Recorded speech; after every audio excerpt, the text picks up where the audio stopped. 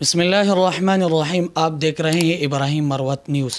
آج ہمارے ساتھ موجود ہے شیخ الحدیث حضرت مولانا ڈاکٹر عبدالستار مروت، جو کہ پشاور میں ایک ہی وقت میں 3 جامعات کے شیخ الحدیث بھی ہیں۔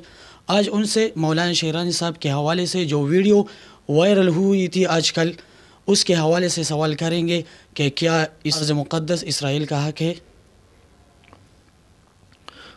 نحمده ونصلي ونسلم على رسوله الكريم اما بعد فاعوذ بالله من الشيطان الرجيم بسم الله الرحمن الرحيم۔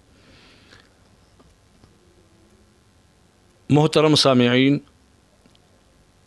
میں سب سے پہلے قاری محمد ابراہیم مروت صاحب کا شکریہ ادا کرتا ہوں کہ انہوں نے اس اہم موضوع پر مجھے بولنے سے نوازا۔ محترم بھائیو،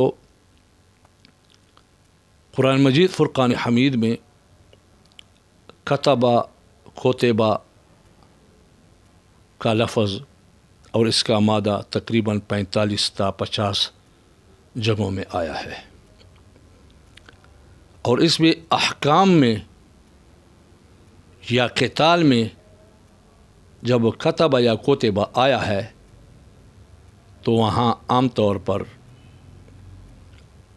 فرض کیا گیا ہے، اللہ پاک نے فرض کیا ہے، یہ معنی لیا جاتا ہے۔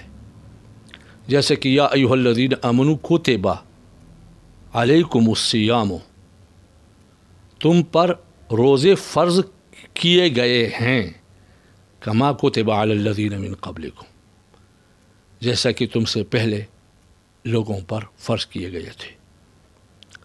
اسی طرح کتب علیکم القصاص فی القتلی،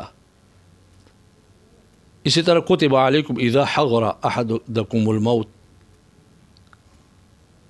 ان ترک خیرا الوصیہ،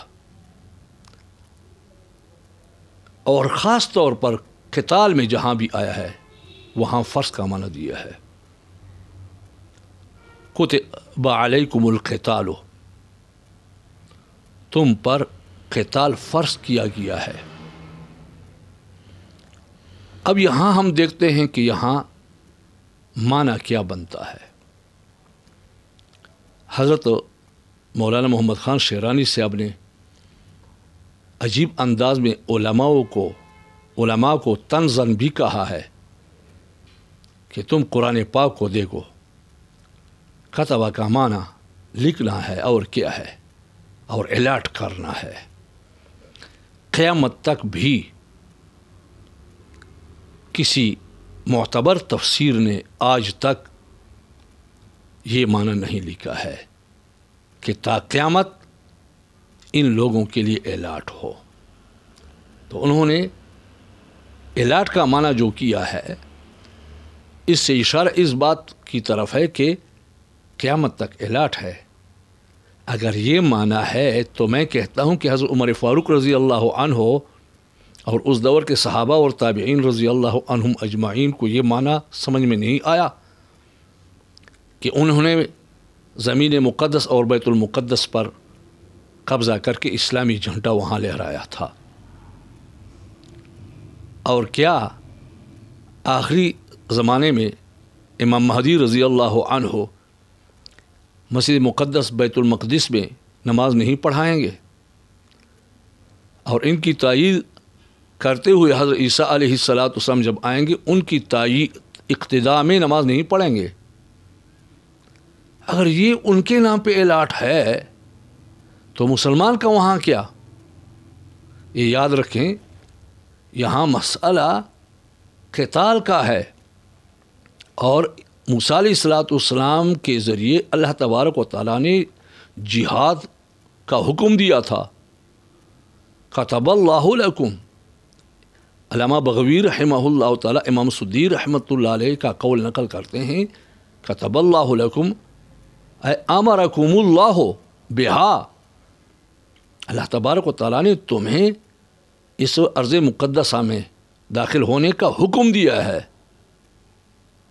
اور امام قتادہ رحمہ اللہ تعالیٰ کا قول نقل کیا گیا ہے، امیرو کما امیرو بہا، الصلاۃ والزکوٰۃ والحج، ان کو ایسا حکم دیا گیا تھا جیسا کہ ان کو حکم زکوٰۃ، نماز، زکوٰۃ اور حج کا دیا گیا تھا۔ تو یہاں فرض کا معنی ہے اور حکم کا معنی ہے، کیونکہ قتال کا مسئلہ ہے۔ اگر نہیں دیکھتے تو بعد میں کیا ہے، وَلَا تَرْتَدُّوا عَلَىٰ أَدْبَارِكُمْ فَتَنْقَلِبُوا خَاسِرِينَ، اپنے پیٹھوں کے پیچھے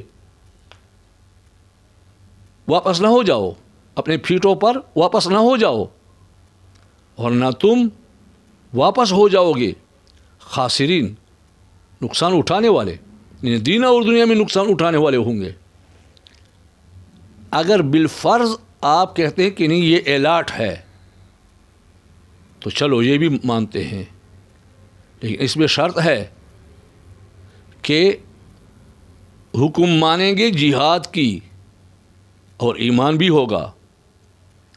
ان کا ایمان تھا، جہاد کا حکم نہیں مانا تو اللہ تبارک و تعالیٰ نے ان پر محرمۃ علیکم 40 سنہ، 40 سال تک اللہ تعالیٰ جل شانہ نے ان پر اس حکم کی تاخیر کی وجہ سے، اور انہوں نے جب کہا کہ ہم نہیں جا سکتے، اے موسیٰ علیہ السلام فَاذْهَبْ أَنْتَ وَرَبُّكَ فَقَاتِلَا إِنَّا هَاهُنَا قَاعِدُونَ، ہم آپ کے لیے ہم یہاں بیٹھے ہیں، ہم بیٹھے ہیں، تم اور تمہارا رب جائے، تم دونوں قتال کرو۔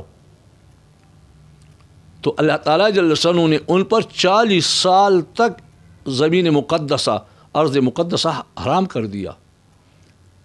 تو اگر ایک آدمی جہاد کی فرضیت کو سمجھتے ہوئے جہاد کو پس پشت ڈالے، اس آدمی کو اللہ تعالیٰ جل جلالہ، ان لوگوں کے اللہ تبارک و تعالیٰ نے اس زمین سے جس کی آپ کہتے ہیں کہ آپ کے لیے الاٹ کی گئی ہے 40 سال تک محروم رکھا۔ تو اگر ایمان نہیں لائیں گے تو کیا پھر ان کا حق بنے گا؟